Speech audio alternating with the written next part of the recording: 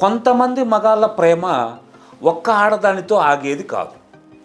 సంతోషం కోసం ఒకరు, కామం కోసం ఇంకొకరు, అవసరాల కోసం మరొకరు. ఇదేంటి అని వాళ్ళని నిలదీస్తే అప్పుడు మన తప్పులన్నీ తీసి మన మీద వేస్తారు. మనకు మీద తప్పులు ఉన్నా లేకపోయినా మనదే తప్పు అని ఏలెత్తి చూపిస్తారు. నిజమైన ప్రేమ ఇది అని వాళ్ళు తెలుసుకునేసరికి పుణ్యకాలం అంతా గడిచిపోతుంది. అప్పుడు ప్రేమతో ఎదురు చూసిన భార్యగా మిగిలేది ఏంటి అంటే మంచాన పడ్డ భర్తకి సేవలు చేసుకోవడం తప్ప తనకింక సుఖమే ఉండదు. ఇది కొంతమంది మగరాయలు చేస్తున్న అతిపెద్ద తప్పు. దయచేసి వీలైనంత వరకు పరాయి ఆడదాని మోజులో పడకండి. ఇంట్లో ఉన్న మీ అద్భుతమైన దేవతని గౌరవించండి, పూజించండి. అక్కడే మీకు నిజమైన ప్రేమ దొరుకుతుంది. ఈ రోజుల్లో మనం ఎవరి మీద ఎక్కువగా పిచ్చి ప్రేమ, అభిమానాన్ని పెంచుకోకూడదు.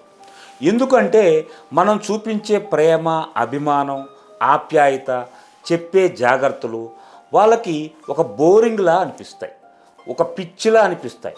ఒక్కోసారి అనుమానం మనిషిలా కనిపిస్తాం వాళ్ళకి. అంతేకాకుండా వాళ్ళు మనల్ని కేర్ చేయరు, మనం చెప్పేవి వినరు, ప్రతి దాంట్లోనూ మన మీద అశ్రద్ధే వహిస్తారు. ఇలా మనం చెప్పిన ప్రతిసారి వాళ్ళు మనల్ని అనుమానంగానే చూస్తారు. ఈ రోజుల్లో కేరింగ్ కూడా బోరింగ్లా ఉంది. మన ప్రేమలు కూడా ఒక అనుమానంలా తయారయ్యాయి. ప్రతిదానికి వాళ్ళకి కావాల్సిందల్లా మితిమీరిన స్వేచ్ఛ, స్వాతంత్రం. ఈ పేరులతో చెప్పి వాళ్ళ ఇష్టం వచ్చినట్టు తిరుగుతూ ఉంటున్నారు. రేపేదైనా జరిగితే వాళ్ళ భవిష్యత్తు దెబ్బతింటుంది అనే ఉద్దేశంతో మనం చెప్తాం, కానీ వాళ్ళు మాత్రం విచ్చలవిడిగా తిరుగుతూ ఉన్నారు. ఇది ఎప్పటికీ కరెక్ట్ కాదు. జీవితం అంటే కట్టుకునే బంగ్లాలు, పెట్టుకునే బంగారాలు, వేసుకునే బట్టలే కాదు. హత్తుకునే బంధాలు, మెచ్చుకునే భావాలు, ఇచ్చిపుచ్చుకునే బహుమానాలు కూడా ఉండాలి. అలా లేనప్పుడు నువ్వు జీవితాన్ని ఎంత విలాసవంతంగా గడిపినా అది వేస్టే. అలాంటి బంధాలు, బంధుత్వాలు నీ జీవితంలో పెంచుకోవటానికి ట్రై చేయండి. అంతేకాని నీ దగ్గర ఉన్న ఆస్తులను చూసో, నువ్వు కట్టే మేడలో మిద్దలను చూసో వాటిని మురిసిపోకు. ఎందుకంటే రేపు నీతో ఉండాల్సింది, నీకు సంతోషాన్ని తెచ్చిపెట్టేది అవి కాదు.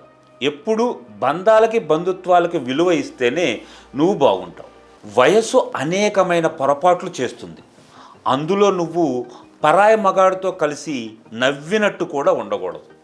ఎందుకంటే ఇప్పుడున్న సమాజం ఎలా తయారైంది అంటే అన్నా చెల్లెళ్ళు కలిసి బజార్న వెళ్తూ నవ్వుతూ ఉన్నా కానీ వాళ్ళకు ఓ అక్రమ సంబంధం అంటగట్టే సమాజంలో ఉన్నాం. అందుకే నీ ప్రవర్తన, నీ నడవడిక సరిగ్గా ఉండేటట్టు చూసుకో. ఎందుకంటే మనం అడవుల్లోనో అరణ్యాల్లోనో ఉండట్లేదు, మనం ఉంటుంది సమాజంలో. సమాజంలో ఉంటున్నప్పుడు కొన్ని కట్టుబాట్లు కంపల్సరీ పాటించాల్సిందే. అలా పాటించకపోతే సమాజం దృష్టిలో నువ్వు ఒక చెడ్డదానివిగా మిగిలిపోతావు.